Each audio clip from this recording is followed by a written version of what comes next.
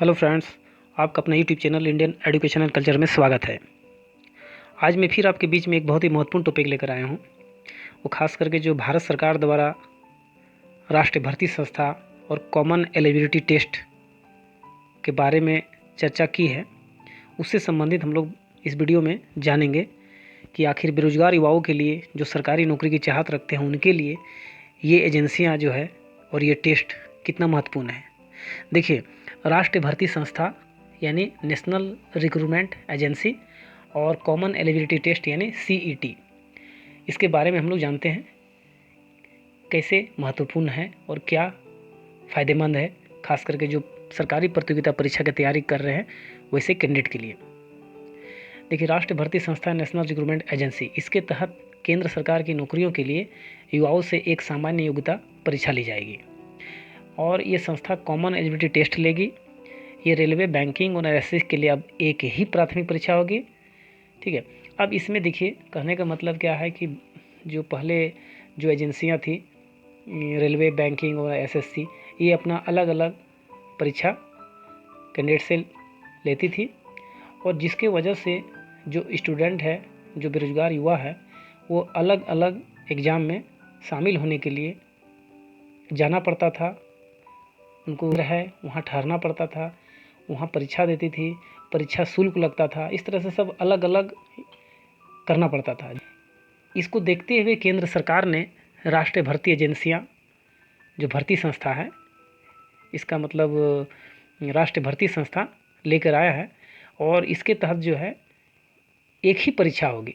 जो प्रारंभिक exam railway, banking और एसएससी के जो प्रारंभिक एग्ज़ाम हैं, इससे यही संस्था अपने अंतर्गत लेगी, जो कि कॉमन एलिजिबिलिटी टेस्ट कहलाएगी।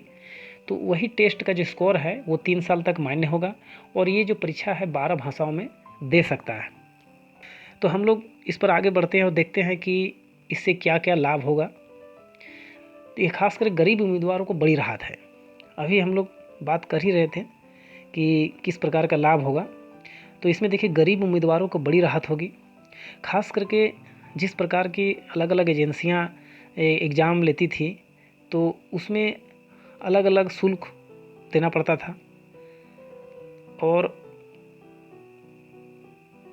विभिन्न परीक्षाओं में भाग लेने के लिए उम्मीदवारों को यात्रा, रहने, ठहरने, अन्य पर अतिरिक्त खर्च करना पड़ता था।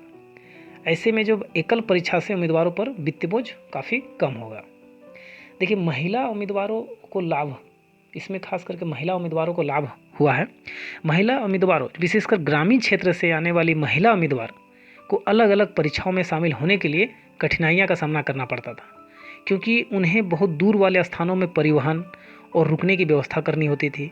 इसके अलावे कई बार उन्हें दूरस्थ स्थानों पर स्थित परीक्षा केंद्रों तक पहुंचने के लिए अपने साथ किसी को ले जाना पड़ता था। इसे देखते हुए सरकार ने प्रत्येक जिले में परीक्षा केंद्र बनाने की तैयारी की है, जिससे महिला उम्मीदवारों को बड़ी राहत मिली है। देखिए, स्कोर 3 वर्ष के लिए मान्य है। उम्मीदवारों द्वारा जो कॉमन एलिजिबिलिटी टेस्ट में प्राप्त स्कोर का परिणाम घोषित की तिथि से 3 वर्ष के लिए वैध होगा। वैध जो है, उपलब्ध अंकों में से सबसे उच्चतम स्कोर को उम्मीदवारों का वर्तमान अंक माना जाएगा। ठीक है। और जो उम्मीदवारों द्वारा जो कॉमन एलिजिबिलिटी टेस्ट में भाग लेने के लिए अवसरों की जो है संख्या पर कोई सीमा नहीं, आप इस पर दे सकते हैं परीक्षा। एक मानक परीक्षा केंद्र में क्या है कि उम्मीदवार के पास एक ही पोर्टल पर रजिस्ट्रेशन करने और अपनी सुविधा के अनुसार परीक्षा केंद्र चुनने की सहूलियत होगी इसमें, और उपलब्धता के आधार पर उन्हें परीक्षा केंद्र दिए जाएंगे। यानी इसमें मनचाहा परीक्षा केंद्र आपको मिल जाएगा जहाँ नज़दीक है वहाँ। अब इसमें एक मानक परीक्षा देखिए, राष्ट्रीय भर्ती एजेंसी जो है, ये संस्था जो है गैर तकनीक पदों के लिए, खास करके स्नातक, उच्च माध्यमिक यानी 12वीं और मैट्रिक वाले उम्मीदवारों के लिए अलग से कॉमन एलिजिबिलिटी टेस्ट का संचालन करेगा, अलग अलग। ठीक है। जिसके लिए वर्तमान में एसएससी, रेलवे बोर्ड और बैंकिंग जो है कार्मिक चयन संस्थान द्वारा भर्ती की जाती है।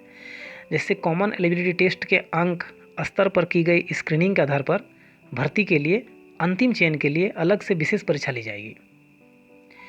यानी ये जो एग्ज़ाम है, ये सिर्फ एग्ज़ाम पीटी है, एक तरह से देखा जाए तो पीटी एग्ज़ाम है। उसके बाद आप जब उसमें पास हो जाते हैं, आपका स्कोर का सिलेक्शन हो जाता है, तो आप फिर उस एजेंसी के द्वारा उस क्षेत्र के लिए स्पेशली एग्ज़ाम जब लेगा उसमें शामिल होना होगा।